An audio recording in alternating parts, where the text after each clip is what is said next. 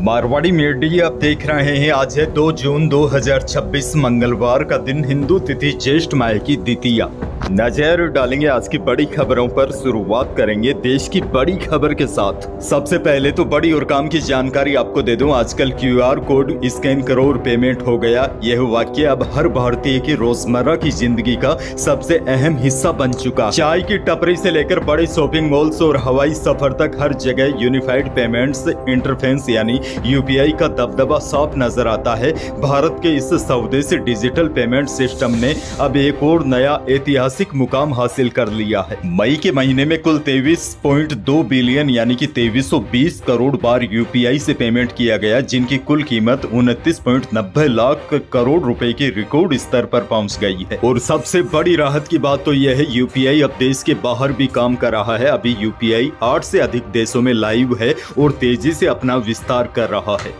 आगे बढ़ेंगे। देश की एक और बड़ी खबर। मौसम विभाग ने कहा है कि दक्षिणी पश्चिमी मानसून अगले 2 से 3 दिनों में केरल पहुंच सकता है। वैसे आमतौर पर मानसून 1 जून के आसपास केरल में दस्तक देता है, लेकिन इस बार मानसून की रफ्तार काफी धीमी है। मौसम विभाग के अनुसार अरब सागर, लक्षद्वीप, केरल और तमिलनाडु के कुछ हिस्सों में मानसून के आगे बढ़ने के लिए मौसम अनुकूल बन रहा है। बहरहाल आगे बढ़ जाते हैं। राजस्थान से बड़ी खबर। कॉमर्शियल गैस सिलेंडर के दाम फिर से बढ़ गए हैं और सबसे बड़ी जानकारी तो यह है, कॉमर्शियल सिलेंडर इतिहास में पहली बार 3100 के पार चला गया है। कॉमर्शियल सिलेंडर के दामों में 42 रुपए की कल वृद्धि हुई थी, जिसके बाद जयपुर में कॉमर्शियल सिलेंडर 3099 रुपए से सीधा 3141 रुपए का हो गया है। राहत की बात यह है, घरेलू गैस का सिलेंडर 916 रुपए 50 पैसे यथावत रखा गया है।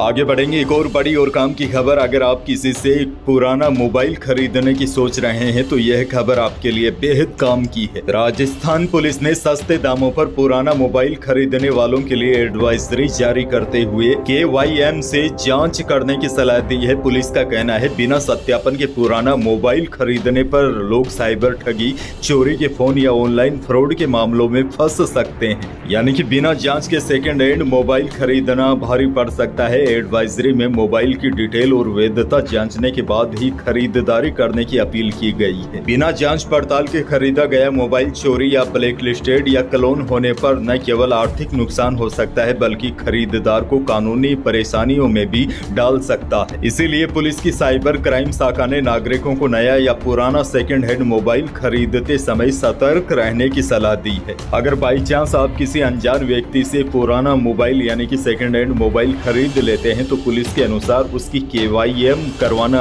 आवश्यक है, क्योंकि इससे यह पता लगाया जा सकता है कि मोबाइल असली है या क्लोन और कहीं पर चोरी तो नहीं हुआ है, गुमशुदा है या ब्लॉक तो नहीं है।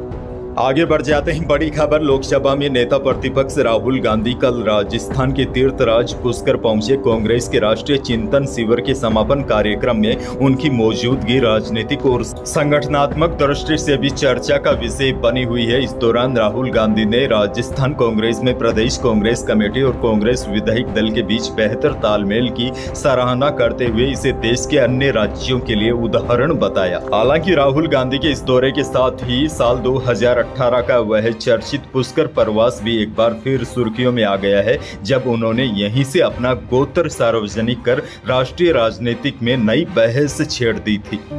एक और बड़ी खबर। मुख्यमंत्री भजनलाल शर्मा ने सोमवार को दिल्ली में PM मोदी से मुलाकात की। लोक कल्याण मार्ग स्थित PM आवास पर दोनों नेताओं की मुलाकात हुई। इस समय CM की PM से मुलाकात के कई मायने निकाले जा रहे हैं। दरअसल कल ही करीब 2.5 सालों के बाद केंद्रीय नेतृत्व ने राजस्थान में संगठन महामंत्री की नियुक्ति की है। वहीं 1-2 दिन में राज्यसभा चुनाव की सीटों पर प्रत्याशी की घोषणा भी होनी है। इसके साथ ही लंबे समय से प्रदेश में मंत्रिमंडल फेरबदल भी लंबित चल रहा है। ऐसे में माना जा रहा है कि CM की सरकार के कामकाज के ब्यौरे के साथ ही PM के साथ राज्यसभा चुनाव और मंत्रिमंडल फेरबदल को लेकर भी विशेष चर्चा हुई है।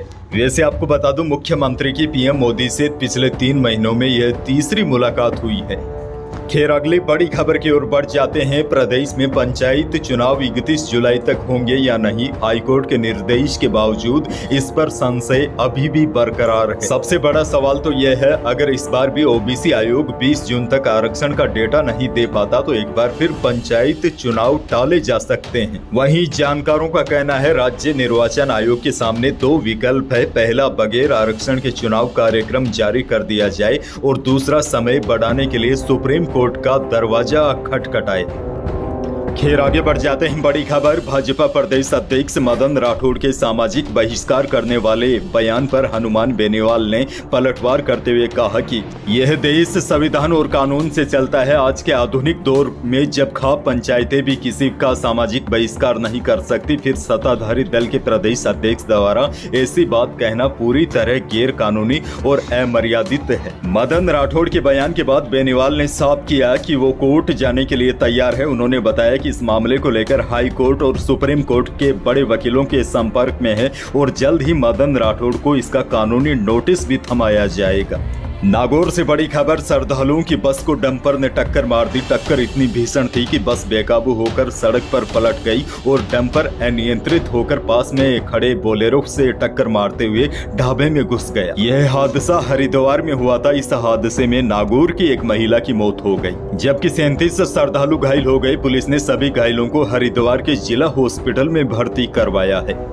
आगे बढ़ना होगा। एक और बड़ी खबर, राजस्थान की सबसे बड़ी औद्योगिक परियोजनाओं में शामिल पचपदरा रिफाइनरी का उद्घाटन एक बार फिर चर्चाओं में है। बाड़मेर जिले में बन रही इस विशाल रिफाइनरी का उद्घाटन पहले अप्रैल 2026 में प्रस्तावित था, लेकिन उद्घाटन से ठीक पहले आग लगने की घटना के बाद कार्यक्रम को लेकर अनिश्चितता बढ़ गई है। यह रिफाइनरी करीब 80,000 करोड़ रुपए की लागत से तैयार हो रही है। अब देखिए बड़ी जानकारी यह सामने आ रही है। 21 जून के आसपास पीएम मोदी एक बार फिर राजस्थान दौरा कर सकते हैं और रिफाइनरी का उद्घाटन कर सकते हैं। हालांकि इसको लेकर अभी तारीखों का ऐलान नहीं हुआ है और माना जा रहा है पीएम के इस प्रस्तावित दौरे के दौरान किसानों को बड़ी सौगात मिल सकती है। मुख्यमंत्री भजनलाल शर्मा की मौजूदगी में किसान सम्मान निधि से जुड़ी किस्त किसानों के खातों में ट्रांसफर हो सकती है, क्योंकि राजस्थान के लाखों किसान छठी किस्त का बेसब्री से इंतजार कर रहे हैं।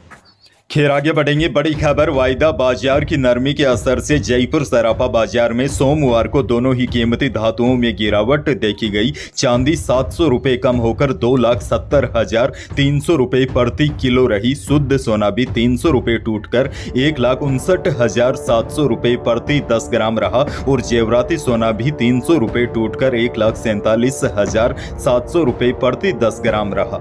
अनाज मंडियों के भाव की बात की जाए तो जोधपुर की अनाज मंडी में सौंफ का भाव न्यूनतम 6,000 से अधिकतम 11,000 रुपए रहा। इसबगोल का भाव न्यूनतम 10,000 रहा और इसबगोल की कुछ ढेरियों का भाव जोधपुर के अनाज मंडी में अधिकतम 14,000 रुपए भी लगा। जोधपुर अनाज मंडी में जीरे का भाव न्यूनतम 16,000 रुपए रहा और अधिकतम जीरा बिका 19,600 रुपए। मेड़ता की मंडी में इसबगोल का भाव रहा अधिकतम 13,500 रुपए। मेड़ता की मंडी में जीरे का भाव रहा अधिकतम 19,000 रुपए। अच्छा देखिए, राजस्थान के अलग अलग अनाज मंडियों के अनुसार अरंडी का औसत भाव 6300 रुपए प्रति क्विंटल रहा। हालांकि प्रदेश की अलग अलग अनाज मंडियों में अरंडी का भाव न्यूनतम 5600 से अधिकतम 6500 के बीच देखा जा रहा है। मौसम को लेकर बड़ी खबर, कल प्रदेश के कई जिलों में ओलावृष्टि हुई। राजस्थान में लगातार दूसरे दिन रेत के बवंडर के बाद तीसरे दिन आंधी बारिश की गतिविधियां देखने को मिली। मौसम में आए अचानक बदलाव के बाद सोमवार को भी आंधी और बारिश का सिलसिला जारी रहा। वेस्टर्न डिस्टर्बेंस के असर से प्रदेश के कई हिस्सों में जबरदस्त बारिश हुई। चित्तौड़गढ़, रावतभाटा, नागौर, यहाँ ओलावृष्टि हुई। राजधानी जयपुर और दौसा समेत आसपास के इलाकों में हल्की बारिश हुई। सोमवार सुबह सवाई माधोपुर, कोटा और अजमेर में भी बारिश दर्ज की गई। अब देखिए सबसे बड़ी जानकारी तो यह है, मौसम विभाग के ताजा अपडेट के अनुसार आंधी, बारिश और तेज हवाओं का यह दौर 4 जून तक जारी रहने की संभावना है। अंत में एक और बड़ी जानकारी दे दूं, पश्चिमी एशिया में तनाव एक बार फिर तेजी से बढ़ता दिखाई दे रहा है। ईरान ने लेबनान पर इजरायली हमले के विरोध में अमेरिका के साथ चल रही बातचीत को रोकने का फैसला किया है। ईरान का कहना है लेबनान में जारी हमले युद्ध विराम का खुला उल्लंघन है। इसी के साथ ईरान समर्थित समूह ने होर्मुज जल डमरू मध्य और लाल सागर के अहम समुद्री रास्तों को एक बार फिर बंद करने की चेतावनी भी दी है। ईरान ने साफ कहा है जब तक गाजा और लेबनान में इजरायली सैन्य कार्रवाई नहीं रुकती तब तक अमेरिका के साथ कोई भी बातचीत नहीं होगी। यही थी प्रदेश और देश की आज की बड़ी और महत्वपूर्ण खबरें। वीडियो को लाइक करना बिल्कुल न भूलिए। चैनल पर नए हैं तो सब्सक्राइब जरूर कीजिए ताकि आप अपडेट रहे बड़ी और काम की खबरों से। धन्यवाद।